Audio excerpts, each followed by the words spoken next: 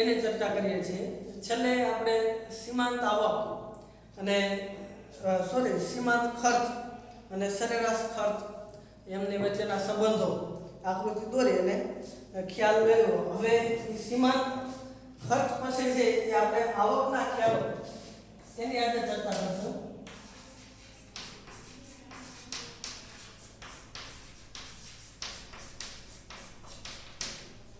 હવે આવકના ખ્યાલો છે એ સામાન્ય રીતે મૂડીવાદી બજાર વ્યવસ્થાની અંદર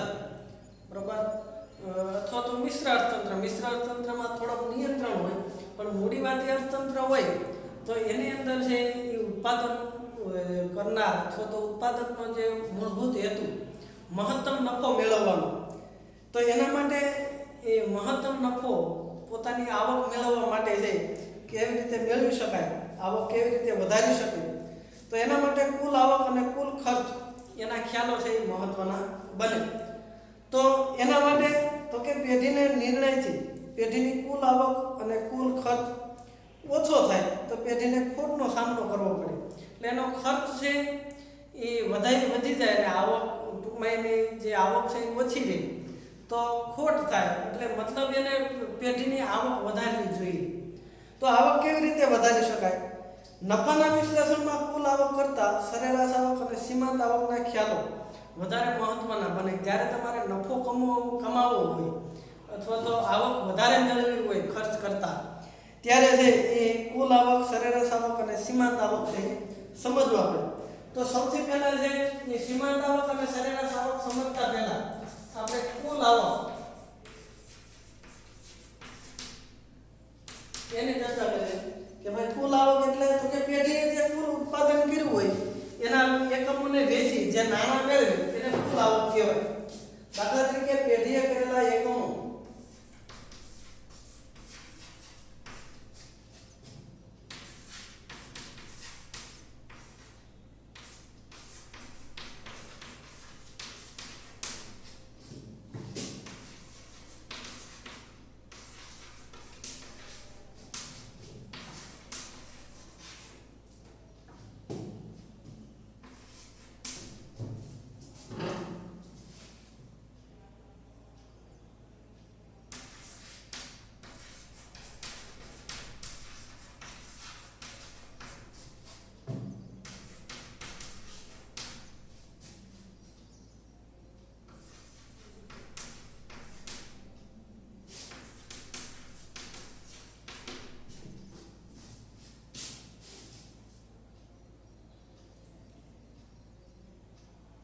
અને કુલ આવક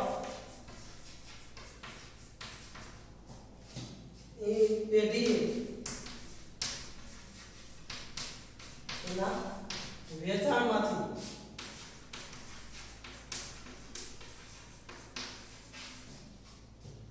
મેળવેલી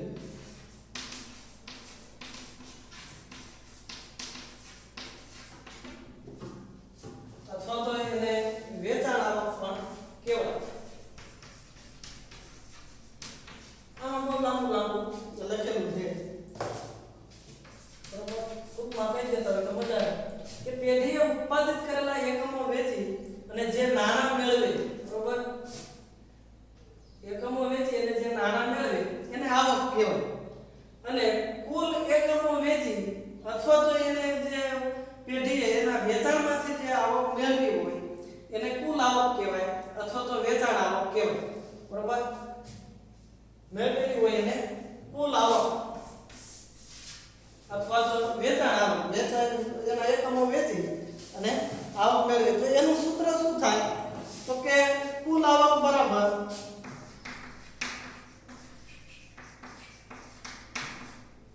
તો કે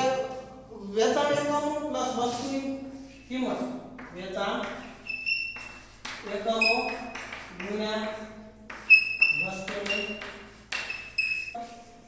રેવન્યુ બરાબર વેચાણ એકમો માટે Q સંજ્ઞા લીધી એને ગુણ્યા વસ્તુની કિંમત માટે P. તો દાખલા તરીકે એની અંદર છે એ કુલ આવક 5000 છે, બરાબર, કુલ આવક 5000 બરાબર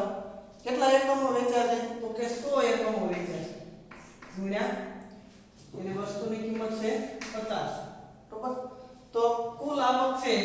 છે એ 5000 રૂપિયા કેવો બરોબર તો આ થાય કુલ આવક ત્યાર પછી સરેરાશ આવક તો કે પેઢીના જે કઈ કુલ ઉત્પાદન જે વેચ્યું હોય એમાંથી એકમ દીઠ એને કેટલી આવક મળી એને છે સરેરાશ આવક કહેવાય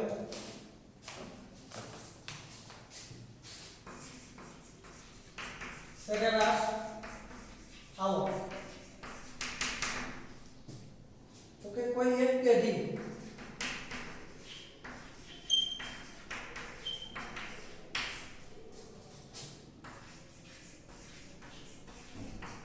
સરેરાશ આવક એ પેઢી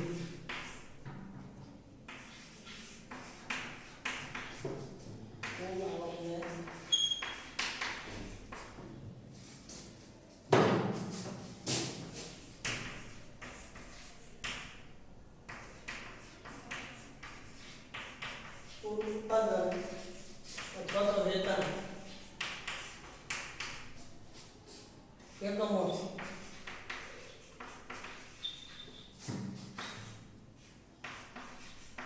ભાગમાંથી મળે મતલબ એને જે વેચાણ કર્યું બરોબર એને જે આવક આવી અને એને વેચાણ જે કર્યું એના વિશે તો કે એના વચ્ચે ભાગાકાર કરવાથી જે મળે દાખલા તરીકે સરેરાશ આવક બરાબર કુલ આવક ને ભાગ્યા કુલ વેચાણ કુલ આવક ભાગ્યા કુલ વેચાણ બરાબર એના માટે છે ટૂંકમાં એવરેજ રેવન્યુ બરાબર ટોટલ રેવન્યુ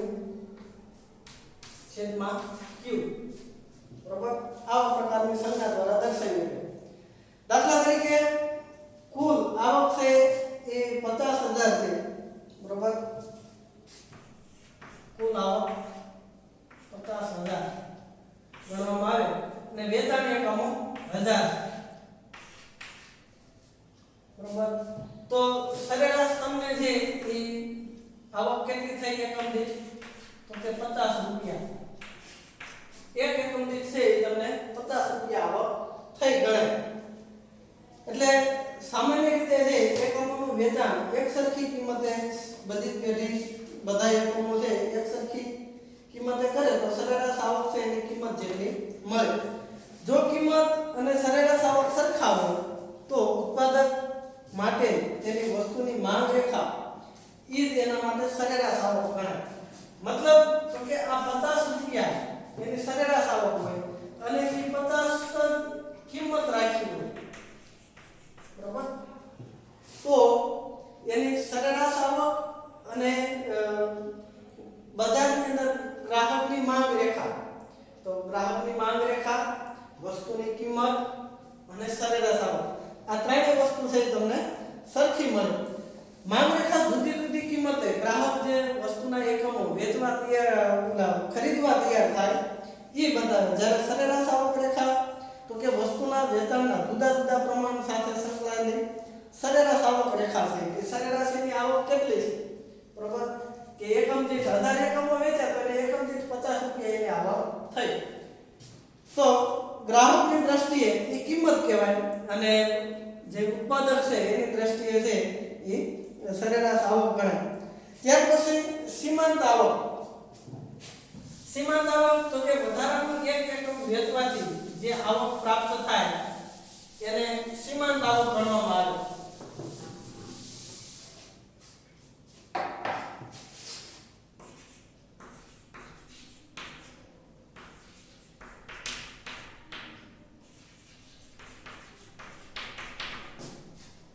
સીમાંત આવક એટલે કે પેઢીની સરેરાશ આવક એ વસ્તુની એકમ દીઠ વેચાણ આવક છે જ્યારે સીમાંત આવક એ વસ્તુના વધારાના એકમનું વેચાણ કરી મેળવવામાં આવેલી આવતી આવક છે દાખલા તરીકે એને 5000 વસ્તુઓ 500 વસ્તુઓ વેચી બરાબર 1000 વસ્તુ વેચી હતી બરોબર એની આવક કેટલી થઈ તો કે 50,000 આવક હતી 50,000 આવક હતી કેટલા એકમો વેચ્યા હતા તો કે 1000 હવે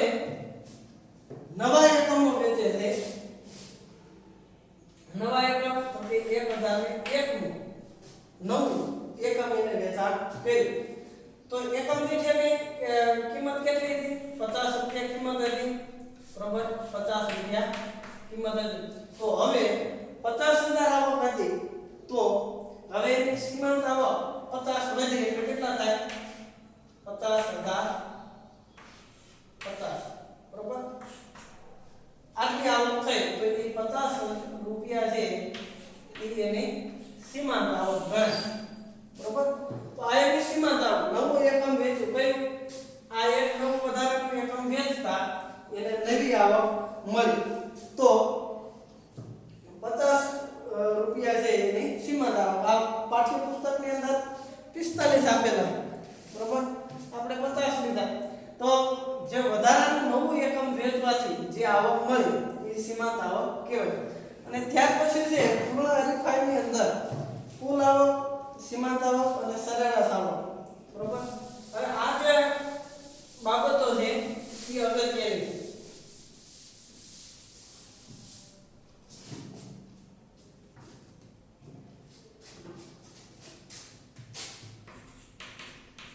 છે પૂર્ણ હરીફાઈ વાળા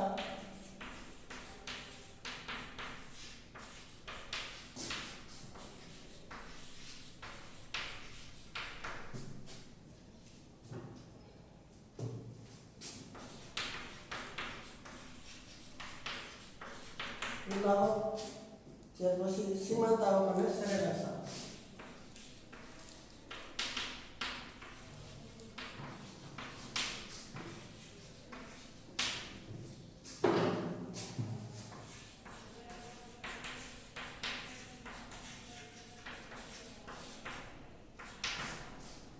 હવે આની અંદર શું કીધું કે પૂર્ણ હરીફાઈ વાળું એવું બજાર આપણે આગળ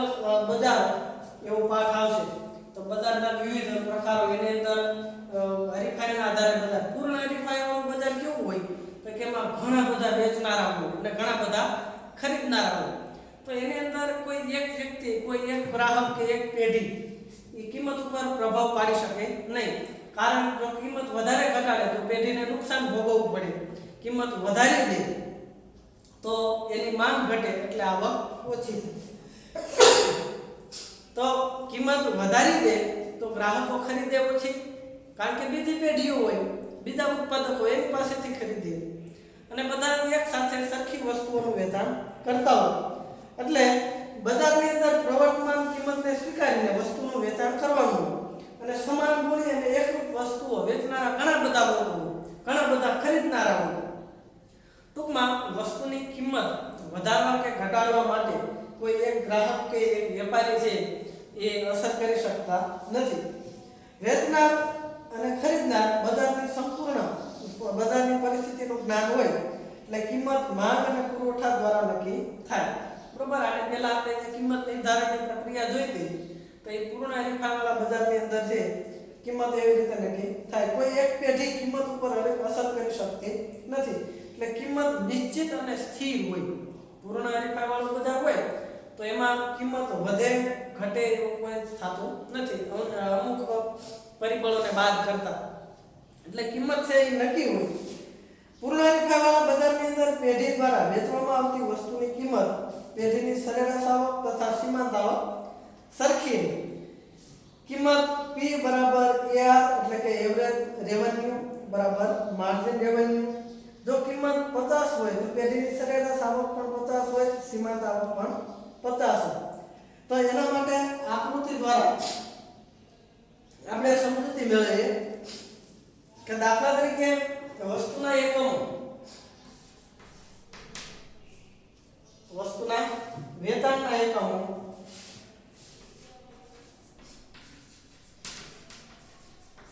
ત્યાર પછી કિંમતની અંદર કોઈ ફેરફાર નથી થતો એટલે આપણે કિંમત એકમો કેટલા તો કે આપણે અહીંયા 1 થી 6 એકમો લઈએ 2 2 3 4 5 6 કિંમતની અંદર કોઈ ફેરફાર થતો નથી તો કોઈ ફેરફાર ન થાય એટલે કિંમત માનો કે 60 જ છે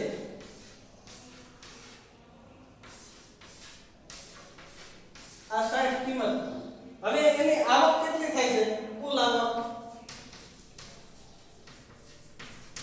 આવક કેટલી થાય તો કે 60 એના પછી તો કે 120 થાય એના પછી તો કે 180 પછી 240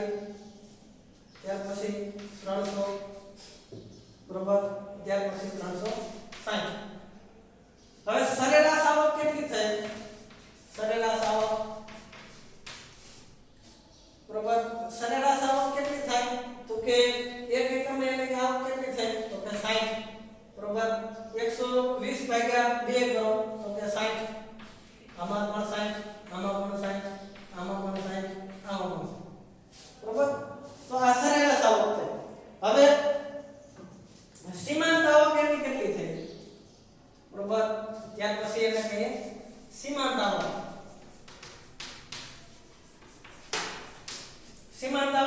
તો કે જૂની આવક કેટલી હતી 60 બરાબર જૂની શૂન્ય હતી 60 થઈ પછી 120 માંથી 60 બાદ કરો તો કે 60 180 માંથી 120 બાદ કરો તો કે 60 240 માંથી તો કે 60 તો આ બધું સરખું મળે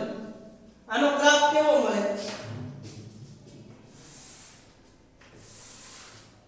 બરાબર અને y આ x અને o અહીંયાની કિંમત બરાબર સોરી અહીંયા લખશું આપણે આવક લખશું કિંમત તો સરખી છે એટલે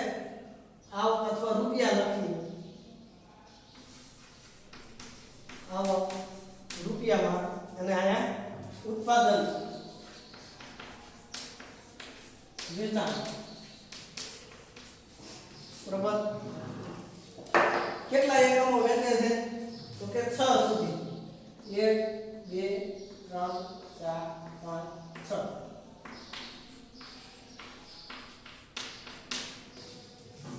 હવે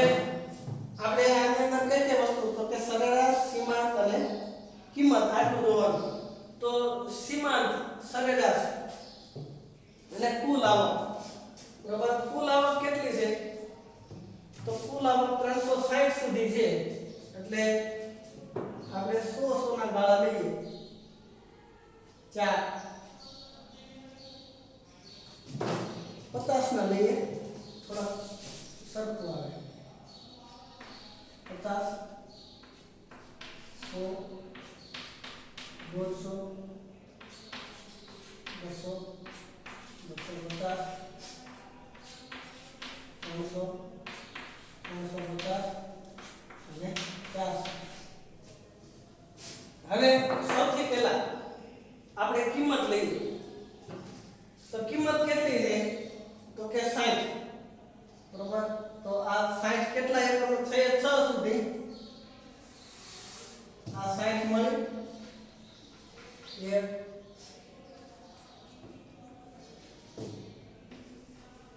દરેક વખતે 60 કિંમત છે કિંમતમાં કોઈ ફેરફાર થતો નથી ત્યાર પછી કુલ આવક એક એકમે કેટલી છે તો કે 60 બરાબર ત્યાર પછી 120 તો આ 120 180 તો ત્રણે આ 180 ત્યાર પછી 240 એટલે 4 240 પછી 300 5 300 360 બરોબર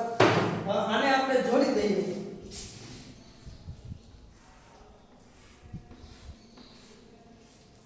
તો આ આપણને શું મળ્યું તો કે કુલ આવક રેખા ટોટલ રેવન્યુ આવક રેખા બરોબર મળી એ જ આકૃતિ પાઠ્યપુસ્તકમાં છે એવી ત્યાર પછી સીમાંત તો કે બધી 60 છે એટલે આ રેખા પર છે બરોબર સરેરાશ આવક તો બરોબર તો એનો મતલબ એમ થાય કે કિંમત બરાબર સરેરાશ આવક બરાબર સીમાંત આવક બરોબર આ બધું તમને બરાબર મળે બરોબર સીમાંત આવક લખાય તો એને આધારે આકૃતિ ઉદાહરણ આપણે પાઠ્યપુસ્તકમાં ફક્ત આકૃતિ આપણે ઉદાહરણ લીધું કે જો ભાઈ આવી રીતે છે આ આકૃતિ સાચી લાગે બરોબર ત્યાર પછી અપૂર્ણ હરીફાઈ વાળું બજાર હોય તો એ બજારની અંદર કુલ આવક સીમાંત આવક અને સરેરાશ આવક આ પૂર્ણ હરીફાઈ વાળું બજાર હતું અપૂર્ણ હરીફાઈ વાળું બજાર તો કે એમાં ઇજારો આવે અલ્પસ્તક ઇજારો આવે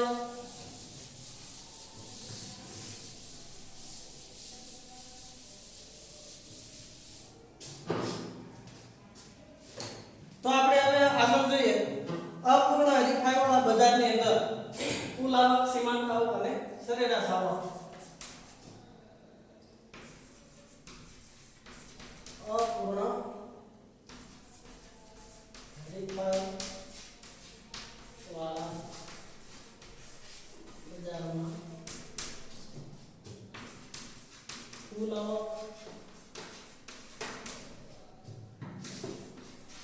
સીમાંત આવક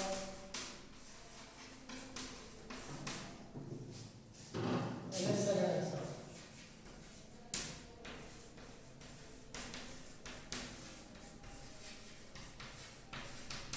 આપણે પૂર્ણ હરીફાઈનું જોયું હવે અપૂર્ણ હરીફાઈ હવે અપૂર્ણ હરીફાઈની અંદર તો કે એમાં ઇજારો આવે એટલે કે એક જ વેચનાર ઇજારા યુક્ત હરીફાઈ એટલે ઘણા બધા ખરીદનારા અને થોડાક વેચનારા ત્યાર પછી અલ્પ હસ્તક ઇજારો દ્વિહસ્તક ઇજારો આ બધા જે હરીફાઈના પ્રકારો બરોબર બજારની અંદર એ આપણે બજારવાળો પાઠ છે એની અંદર આપણે વિશેષ ચર્ચા કરશું તો આવા બજારની અંદર ઇજારા અને ઇજારાયુક્ત હરીફાઈવાળા બજારની અંદર ઉત્પાદકે વધુ વેચાણ કરવા માટે પોતાની વસ્તુની માંગ વધારવા માટે વસ્તુની કિંમત ઘટાડવી પડે શરૂઆતની અંદર શું હોય કે ઉત્પાદકને વધારે નફો મેળવવા માટે તો કે પોતાની વસ્તુની કિંમત વધારે ઊંચી રાખે એટલે માંગ ઓછી ઉદ્ભવે પરિણામે આવક ઓછી રહે તો હવે કિંમત વધુ રાખતા પણ એને આવક ઓછી મળી તો શું કરવાનું કિંમત ઘટાડે એટલે માંગ વધે અને એના દ્વારા જે આવક વધારવા પ્રયત્ન કરે એટલે વેચાણમાં વધારો થતા પેઢીની કુલ આવક ઘટતા દરે વધે કે ધીમે ધીમે છે એનો જે વધારાનો દર હોય કિંમત વધવાનો બરોબર કે જે આવક વધવાનો દર હોય એ ધીમે ધીમે ઘટતો જાય બરોબર દર ઘટતો જાય કિંમત કે આવક ઘટતી નથી કિંમત ઘટે પણ વધારે વેચાણ કરે અને એના દ્વારા આવક છે વધારવા પ્રયત્ન કરે સરેરાશ આવક અને સીમાંત આવકમાં તફાવત સર્જાય એટલે કિંમત ઘટતી હોવાથી સરેરાશ આવક રેખા કે માંગ રેખાની નીચે ઢળતી જાય ને વધુ વેચાણ માટે કિંમતમાં ઘટાડો છે એ અનિવાર્ય હોવાથી સીમાંત આવક પણ ઘટે કારણ તો કે એને વધારે વેચાણ કરવું હોય તો કિંમત ફરજિયાત ઘટાડવી પડે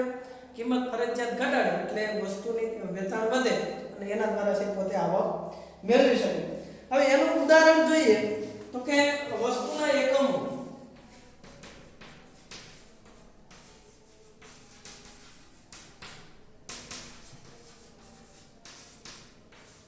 5 એકમો છે વેચાય છે ત્યાર પછી કિંમત 1 એકમની બરાબર 1 એકમની કિંમત પહેલા 6 છે પછી 5 પછી 4 પછી 3 અને 2 હવે એની કુલ આવક કેટલી છે બરાબર કુલ આવક તો કે 1 એકમ વેચ્યું બરાબર 1 એકમ વેચ્યું તો એની આવક કેટલી થઈ 6 2 એકમ વેચ્યું તો 10 થયા 3 એકમ વેચાય તો 4 તેરી 12 થાય वैसे 3 એકમ અને 4 કિંમત 4 તેરી 12 પછી 4 તેરી 12 તો 12 આવક થઈ ત્યાર પછી આવક થઈ 10 બરાબર એના પછી સરેરાશ આવક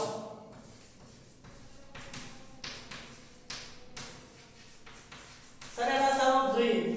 તો કે એકમ દીઠ આવક એની કેટલી તો કે 6 બરોબર ત્યાર પછી બીજા એકમની અંદર તો કે 5 બે એકમ હતા બે એકમ વેચ્યા 10 રૂપિયા આવક બરોબર એક એકમની તો કે 5 રૂપિયા કિંમત એટલે એક એકમ દીઠ એને 5 રૂપિયા આવક થઈ ત્યાર પછી 12 આવક થઈ 12 રૂપિયા કેટલા એકમો વેચાણા 3 તો કે એકની કિંમત 4 ત્યાર પછી 4 એકમો વેચાણા કિંમત 3 સરેરાશ આવક 3 બરોબર એના પછી 2 હવે સીમાંત આવક કેટલી તો કે સીમાંત આવક છે એ 6 છે બરોબર એના પછી સીમાંત આવક 6 માંથી આ 6 આવક હતી ત્યાર પછી 10 થઈ આવક તો કેટલા એકમ કિંમત વધી બે વચ્ચે તફાવત 4 એના પછી કેટલો છે તો કે 2 એના પછી 0 એના પછી કેટલો છે તો કે -2 બરોબર હવે આને આકૃતિ દ્વારા સમજો તો કે એની આકૃતિ આવા પ્રકારની થાય અહીંયા લખશું આપણે આવક અને વેચાણ એકમો x y અને આ O બિંદુ હવે આની અંદર આપણે માઈનસમાં જાય છે એટલે આને થોડી લંબાઈ દીધી બરોબર ત્યાર પછી આવક છે એ વધુ કેટલી 12 સુધી તો કે 2 નો ભાવ રાખીએ 2 4 6 8 10 12 બરોબર 2 4 6 8 10 12 એવી જ રીતે નીચે 2 માઈનસ 4 બરોબર હવે આની અંદર આપણે શું જોવાનું તો કે સરેરાશ આવક કુલ આવક સીમાંત આવક તો સૌથી પહેલા આ છે કુલ આવક છે કુલ આવક કેટલી છે તો કે એક એકમે કુલ આવક કેટલી તો કે 6 અહીંયા આપણે એકમ લખવાનું ભૂલાઈ ગયા તો કે 1 2 3 4 5 બરોબર એક એકમે આવક કેટલી 6 તો અહીંયા આ બિંદુ લઈએ 6 ત્યાર પછી આવક તો કે 10 આ 10 લીધા 3 એકમે 12 તો અહીંયા 12 લઈએ 4 એકમે તો કે ન્યાય 12 તો આ 4 એકમે 12 ત્યાર પછી 5 એકમે 10 તો અહીંયા 10 હવે આ જે તમે જોડી દો એટલે આ રેખા મળી એ શું મળી કુલ આવક બરાબર ટોટલ રેવન્યુ તો શરૂઆતમાં વધે અને ઘટતા મળતરનો નિયમ કહેવાય તમારે આગળ અર્થશાસ્ત્રમાં અભ્યાસ કરશો બરાબર ઘટતા મળતરનો નિયમ